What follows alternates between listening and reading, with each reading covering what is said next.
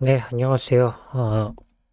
제 채널 조금 요즘에 유튜브 업로드가 늦어지고 있고 조금 잘 못 올리고 있는데 제가 다시 직장을 다니다 보니까 이거를 편집을 해서 녹화를 하고 편집을 해서 올리는 시간이 좀 한정적이다 보니까 주말에 좀 한두 편 정도 이렇게 올릴 것 같습니다. 그래서 주로 이제 지난주와 이제 앞으로에 대해서 투자 전략을 어떻게 가져가야 할지 이런 것들을 좀 그냥 좀 이렇게 심플하게 말씀을 드리려고 해요. 그래서 뭐 그런 부분들을 좀 말씀을 드리려고 하니까 그런 부분도 참고해서 보시면 될 것 같고, 다만 이제 공모주 관련된 것들은 조금 비중이 줄어들 것 같아요. 다만 기업에 대해서 분석하는 간단한 분석 이런 것들은 새로운 걸로 해서 올려볼까 생각하니까 좀 알아주시면 될 것 같고, 일단 지난주죠.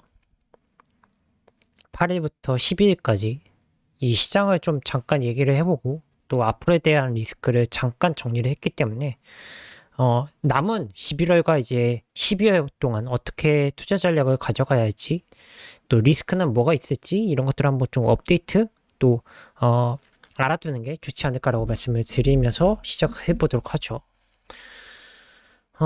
일단은 시장을 좀 얘기를 해볼게요. 지금 한국거래소, 코스피 지수죠. 일단은 이날부터 시작을 했습니다. 월요일부터 해서 화, 수, 목, 금일 반등하는 모습이 보여졌고 하락했다 반등하는 윗꼬리 올려주는 모습이 보여졌는데 상당히 전자전기 쪽, 그 다음에 부품 쪽 관련된 것들이 상당히 강하게 올랐습니다. 뭐 삼성전기나 LG 이노텍 같은 이런 기업들이 좀 올라왔다는 게 보여주고 있고 미국과 좀 비교를 저는 동떨어져서 말씀을 드리려고 해요. 미국과 우리나라는 기본적 경제 규모가 다를 뿐더러 업종별로 차지하는 비중이 좀 다릅니다. 시장의 지수에 영향을 줄 수 있는 비중이 다르다 보니까 그런 부분을 좀 생각하셔야 될 것 같고, 또 미국은 뭐 수출도 있을 수도 있지만 기본적으로 내수 시장이 가장 큰 시장입니다. 북미 시장은 내수가 가장 크기 때문에 우리는 내수로 경기를 살릴 수 있거나 내수로 경기를 이끌어가는 국가는 아니기 때문에 우리는 제조와 수출을 기반으로 한 그러한 나라이다 보니까 이런 부분을 좀 미국과 좀 분리해서 보는 게 좋다라고 말씀을 드리고 싶고, 그래서 그런 부분에 인해서 뭐 미국 나스닥은 계속 올라가고 있고 S&P 500이라든지 다우존스는 신고가를 치지만 우리나라는 그런 부분의 차이점, 우리는 제조, 그 다음에 수출입니다. 이 기반을 가지고 있는 나라이기 때문에 미국은 소비와 기술이 있기 때문에 이런 부분에 있어서 좀 극명하게 시장의 차이가 난다고 생각을 해요. 그래서 우리는 너무 답답하다라고 생각하시지만, 뭐, 제가 일전에도 말씀드렸지만, 이런 박스권 장세에서의 대응을 어떻게 할 거냐가 중요한 거겠죠. 이 박스권 장세에서는 결국에는 업종과 종목이 되겠죠. 그러니까 업종이 수혜를 받는다고 하면은 이 종목이 수혜를 받겠죠. 해당 관련된 종목들이. 그래서 이런 부분을 좀 잘 모니터링하고 걸러내시고 좀 찾아내서 걸러낸 다음에 거기에 이 종목을 투자를 하는 게 단기적인 관점으로는 저는 이게 좋은 방법이라고 생각을 해요. 그리고 좀 덜 오르는 종목. 뭐 예를 들어 이런 거죠. 게임 업종은 핫했으니까 게임 업종에서는 위메이드가 상당히 강세였다고 한다면 위메이드나 컴투스, 게임빌 이 세 개 종목이 워낙 강세를 보여주고 있었다면은 좀 덜 오르는 종목들 혹은 어차피 저런 화두가 나오는 것들이 있다면 이 종목들이 못 가는 거는 이해가 안 간다. 뭐 재무적으로도 문제가 없고 실적도 문제가 없고 혹은 뭐 성장 방향성이 흔들리거나 꺾이거나 그러지 않는 이상 얘네들도 문제가 없다라고 생각을 하면은 좀 덜 오른 종목들, 그래서 제가 매수한 거는 카카오 게임즈나 펄어비스 같은 종목들을 매수를 해서 그런 차익을 또 얻었던 거고, 또 11월에는 G스타도 있습니다. 그런 부분의 영향, 신작에 대한 모멘텀, 크래프톤도 역시 마찬가지로 보유하고 있는데, 크래프톤도 그런 부분에 한 몫을 했다. 다만 이제 NC소프트나 몇몇 기업들이 NFT 관련된 것들을 화두를 던지니 시장에서는 급격하게 좀 민감하게 과잉 반응을 하는 것 같아요. 근데 이 부분은 좀 경계를 하면서 보셔야 되듯이 좀 덜 오른 종목들, 이런 모멘텀이 바텀업 전략으로 저는 가장 중요하다고 생각을 해요. 그래서 저점 대비 고점을 갈 수 있는 그런 부분을 좀 노려보는 투자가 단기적인 투자로서는 그게 좋지 않겠냐. 너무 급격하게 오른 종목들은 떨어질 때도 급격하게 떨어집니다. 또는 뭐 그날 상한가를 찍었다가 다 토해내고 마이너스로 되는 경우, 예전에 데브시스터즈 같은 경우가 그런 대표적인 사례죠. 그렇다 보니까 뭐 게임 말고도 다른 업종도 좀 분명히 좋아질 건데 시장에서 이걸 너무 반영을 안 해주고 있는 바텀업 전략으로 그런 부분에 있어서 접근하시는 게 좋지 않겠냐라고 말씀을 드리는 거죠. 그래서 일단은 코스피는 그런 부분에 있어서 이 박스권 장세를 대응하기에는 그게 참 적절하다. 그래서 저점에 사서 올라갔을 때 여기서 한번 털고, 이런 구간에서는 결국 종목 대응이 가는 것밖에 없기 때문에 시장은 외인을 쳐다보시고요. 종목은 기관을 보십시오. 그래서 이거를 여기서만 잘 보더라도 어느 정도의 투자 힌트는 나온다. 종목의 힌트는 나온다라고 생각을 합니다. 그래서 뭐 전체적으로 일단은 박스권 장세는 여전히 유효하고, 이 박스권 장세에서 너무 잘 모르거나 처음이신 분들은 이게 어려울 수 있습니다. 우리 14년도, 15년도, 16년도엔 정말 박스피였거든요. 그런 걸 생각해 보시면 조금은 뭐 어려워하시지 않았으면 좋을 것 같아요. 보시면 이렇게 박스권 장세예요. 그리고 나서 한번 이렇게 오르는 반도체 사이클을 한번 올라가더라도 또 여기서 박스권을 형성을 하죠. 그러니까 이런 부분에 있어서 결국 종목 대응이고 박스권에 대한 대응을 어떻게 잘 하는 거는 제가 말씀드린 부분의 얘기를 저희 참고해서 보시면 될 것 같아요. 과거에 이런 데이터들이 있으니까, 이런 사례가 많았으니까 잘 대응해 보시면 될 것 같고, 그리고 또 급격하게 많이 올라왔죠.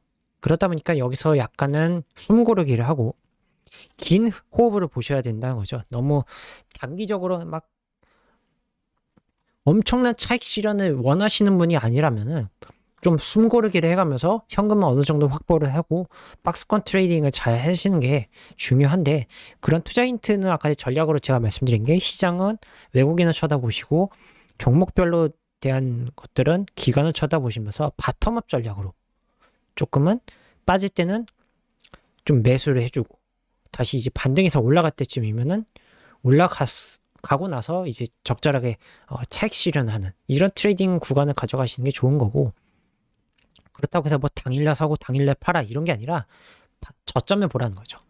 그런 부분을 코스닥도 뭐 그렇고 코스피도 역시 마찬가지 아닐까라고 생각을 하는 거죠. 코스닥도 중간에 보시면 이렇게 박스권이 있기 때문에, 이런 박스권들이 한번 뚫고 나면은 여기서도 또 다시 한번 박스권이 나오고 조정을 받고 나서 다시 올라가는 모습이 있기 때문에, 특히 뭐 이제 코스닥과 코스피는 업종의 시총에 비주하는, 업종별로 차지하는 비중이 다르기 때문에 그런 색깔도 이해를 하셔야 되는 거죠. 아까 전에 미국과 좀 다른 이유도 그런 부분에서 설명을 드린 거니까 이런 부분은 좀 고려해서 보시면 좋을 것 같고요. 돌아와서 지금 보면은 이제 박스권이기 때문에 이런 저점 포인트를 좀 잡는 게 중요하지 않겠냐. 바텀업 전략이 이래서 필요한 이유를 말씀을 드리는 거죠. 차익 실현을 한번 하고 트리거가 있기 때문에 아마 11월에 또 한번 흔들릴 것 같아요. 그 부분의 리스크는 제가 좀 이따 말씀을 드릴 건데, 이런 부분으로 접근 전략을 가져가시는 게 좋을 것 같고, 그리고 또 이런 것도 좀 보셨으면 좋을 것 같아요. 코스닥 대형주라든지 중형주, 소형주 이런 것들을 보면서 좀 어디에 조금 힘이 있고 탄력이 있는지, 그리고 얼마만큼 과하게 빠졌는지. 그러면 이게 과하게 빠졌는데 반등할 수 있는 힘이 있을까? 모멘텀이라든지 뭐 여러 가지 이유들이 있는지를 좀 찾아보는 게 좋은 전략이 될 것 같아요. 너무 그러니까 누구나 다 산다고 해서 따라 사는 것이 아니라 우리는 많은 시세 차익을 원한다면 바텀업 전략을 좀 시간을 들여가면서 호흡을 좀 가져가면서 투자를 하는 게 좋고, 항상 중요한 거는 현금 비중을 중시를 해라. 박스권에서 항상 현금 비중이 가장 가지고 있는 게 좋거든요. 이거는 과거에도 그랬고 요즘에도 똑같은 이런 장세에서는 유효하다고 저는 생각을 합니다. 이런 전략이. 그래서 그런 접근으로 보시면 되고, 지금 보시면은 이제 오늘 조금 이렇게 부진하다가 확 한번 튀지 않습니까? 근데 이 튀는 거에 대해서 너무 경계를 하라는 거죠. 지금 이 경계선에서 올라갈지 빠질지는 아무도 예측을 할 수 없어요. 뭐 보합으로 계속 갈 수도 있지만 언제든지 트리거가 되면 빠질 수 있는 부분. 보시면 여기서 내려와서 반등했다고 해서 계속 반등하지만 어느 순간 여기서 정체가 되고 또 확 빠지는 모습이 보이지 않습니까? 이 패턴을 박스권에 대한 패턴을 좀 이해를 하시고 분석을 하시다 보면은 적절하게 이 루틴대로 가져갈 수 있는 전략이 될 것 같습니다. 이런 부분을 좀 고려해서 보시면 될 것 같고요. 수급을 한번 봐야 될 것 같은데, 수급도 뭐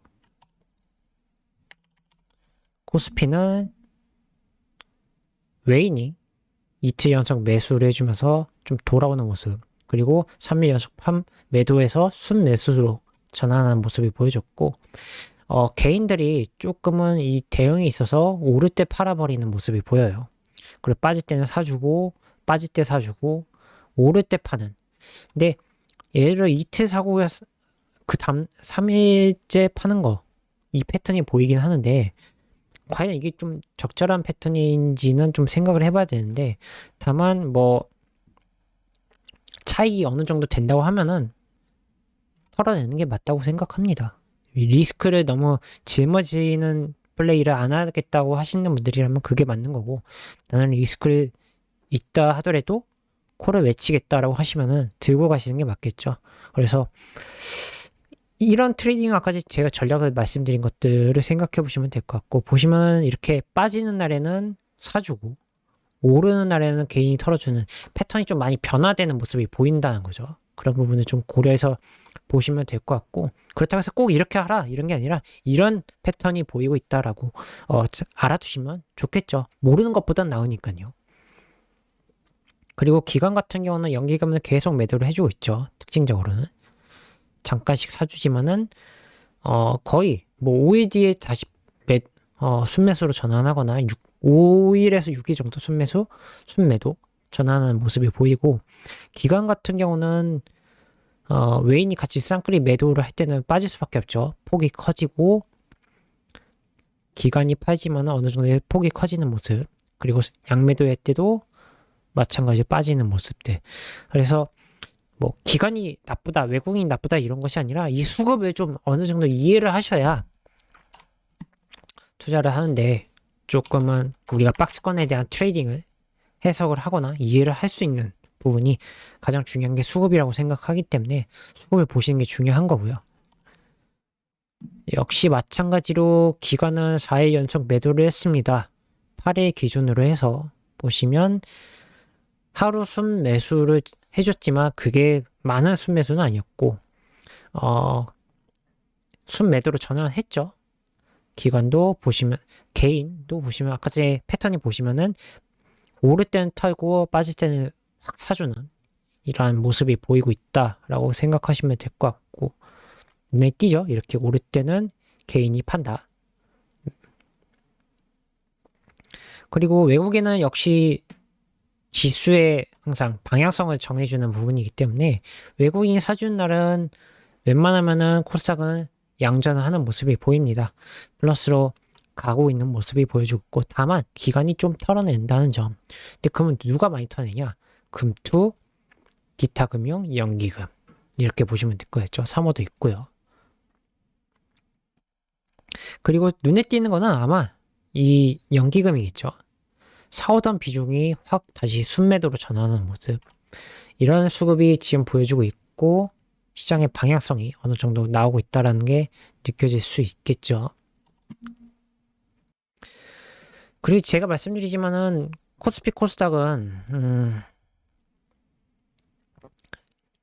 이 총액 분할로 나눈 건데 시총에 차지하는 비중이라고 생각하시면 될 것 같고 전기전자가 상당히 높죠. 그래서 오늘 금요일날 상당히 강한 모습을 보여줬는데 대부분 다 이런 강한 섹터들의 흐름이 보여주다 보니까 대부분 다 상승하는 모습을 강하게 상승하는 모습이 보여줬고 코스닥도 마찬가지로 차지하는 비중이 상당히 높은 제조, 반도체, IT 하드웨어, 제약, 소프트웨어 등 이런 부분이 차지하는 비중이 높다 보니 강하게 흐름해서 1000포인트로 다시 복구하는 모습을 보여줬고 이런 흐름세는 좋긴 하지만 지속적일지는 항상 경계를 해가면서 투자를 하시는 게 좋겠죠. 제가 말씀드렸지만은 미국이 차지하는 부분에 업종으로 놓고 봤을 때는 서비스 지수가 상당히 높습니다.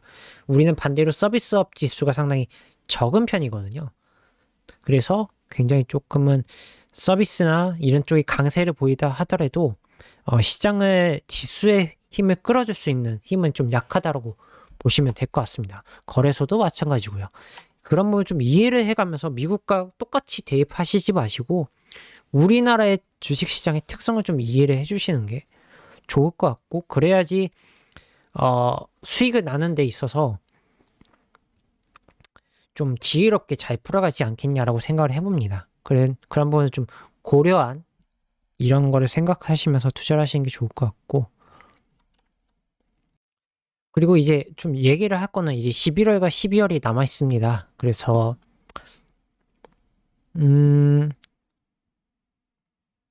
이 11월과 12월 동안은 약 2개월이죠. 거의 1개월 반 정도 될 텐데 이 기간 동안 우리가 어떻게 시장을 투자를 할 건지 또 어떠한 전략을 가져가야 만들기 위해서는 그런 전략을 만들기 위해서는 가장 중요한 게 리스크 관리가 중요하다고 생각을 해요.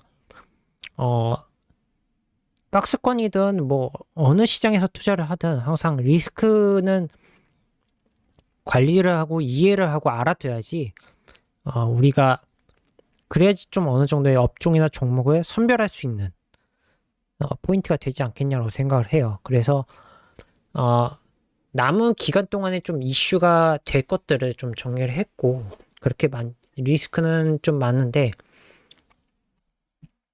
일단은 금리 인상이 있겠죠. 11월 중순에 한국은행이 금통위가 열립니다. 이때 아마 금리 인상을 할 건데 잘 기억하실지 모르겠지만 11월 원래는 10월에 금리 인상을 얘기를 했었는데 금리 동결을 했죠. 그래서 대부분 다 금리 동결을 외쳤고 소수의 일부 증권사에서만 좀 매파적으로 해석을 했습니다. 근데 금리 인상은 결국에는 지금 현재 부동산 문제와 그리고 가계대출이 굉장히 문제될 것 같고 기업 대출도 상당히 더 증가를 했습니다. 코로나 이후에 상당히 증가를 하다 보니까 이거를 관리하는 차원이 있어서 금리 인상이 가장 중요하게 될 것 같고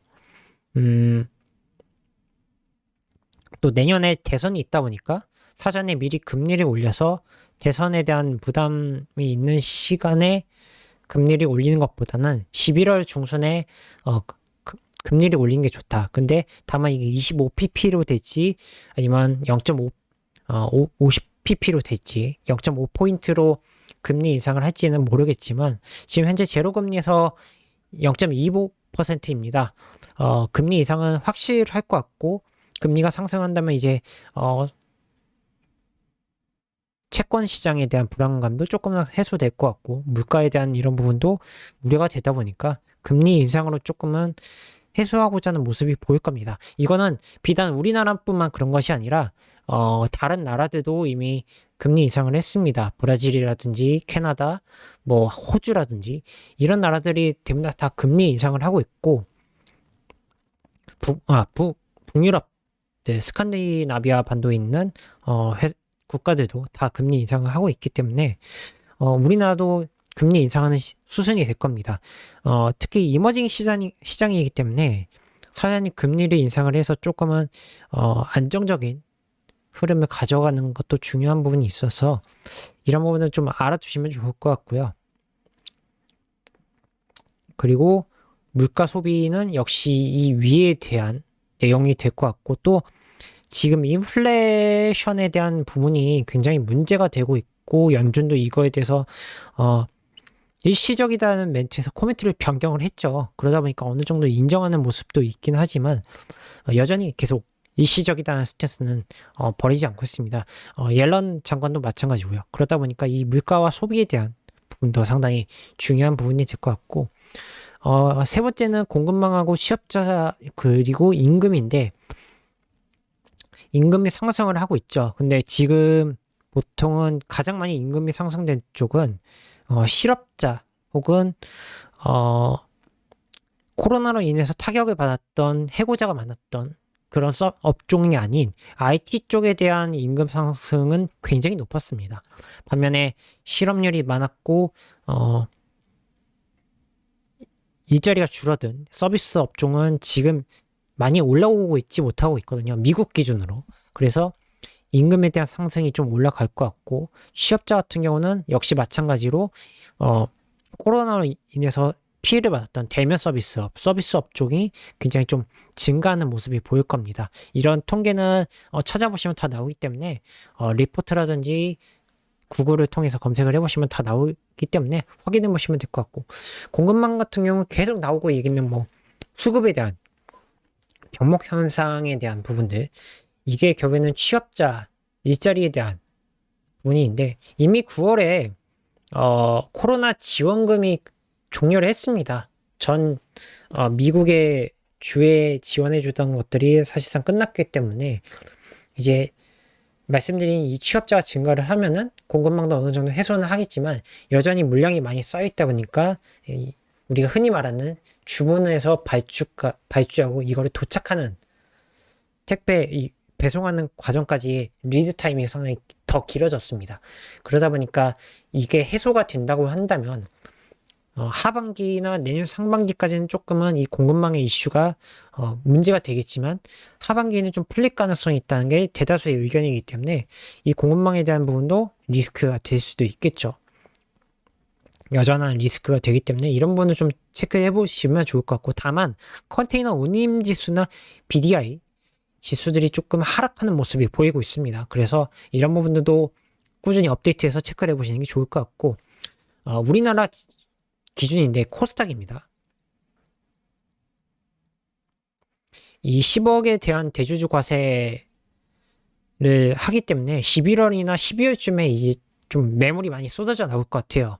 이런 부분이 있을 때는 항상 12월에는 좀 코스닥이 약세였고 이후에 1월에 다시 턴어라운드 해서 올라오는 모습이 보입니다. 그때는 제가 항상 투자 포인트로 가장 괜찮은 거는 코스닥 ETF를 추천을 하는데 코스닥 150 ETF가 안정적이긴 하지만 이 부분이 어느 정도 보이는 물량이 쏟아져 나오는 모습이 보인다고 한다면 저는 코스닥 ETF 150 ETF 레버리지를 추천을 드리고 만약에 아니다 싶으면은 좀 안 하는 게 좋겠죠. 그래서 이런 거는 꾸준히 업데이트하고 체크해 보시는 게 좋을 것 같고 그리고 가장 큰 거는 9월에 있었던 이 이슈가 12월로 밀렸습니다. 그때 당시에 밀렸을 때 두 가지가 있었는데 인프라 법안에 대한 승인, 그 다음에 부채 한도 상향에 대한 협상이 있었는데 둘 다 일단 12월로 밀었고 임시적으로는 허용을 했죠. 공화당이. 그런데 이제 아직 그 인프라 법안에서는 바이든 대통령이 양보를 했죠. 그래서 인프라에 대한 투자는 유지를 하고 이제 사회적인 부분에 대한 좀 서비스 이런 것들은